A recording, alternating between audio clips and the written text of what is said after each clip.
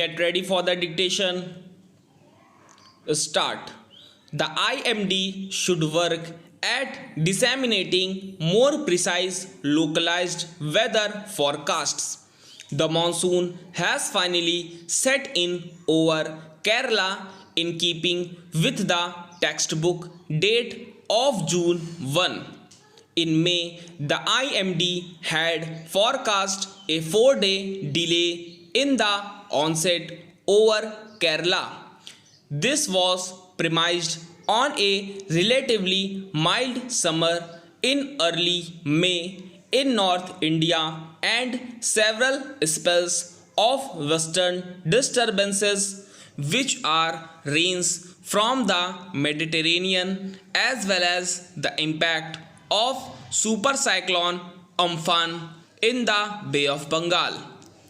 A private meteorological company had, however, forecast an early monsoon arrival on May 28 because its models seem to suggest diminished impact of Amphan. But last week, the IMD updated its onset forecast to say that favorable conditions for the monsoon onset were likely on June 1. The IMD has clearly defined criteria for declaring the onset.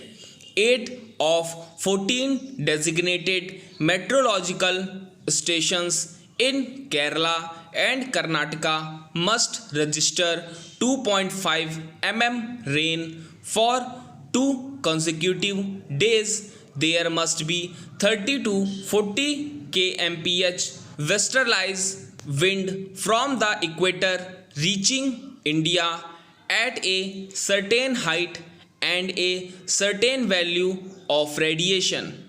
Heavy rains over Kerala alone do not determine onset. The IMD has been at pains to emphasize. However, it is also true that usually it was the only agency with the equipment to measure wind speeds and radiation at higher elevations along with multiple weather stations. It is therefore has a monopoly of declaring onset.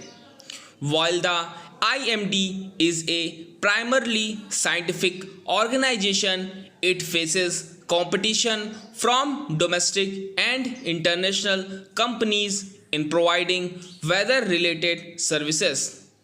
In crop insurance, power distribution, and short range forecasts, the IMD no longer has a monopoly on providing weather information.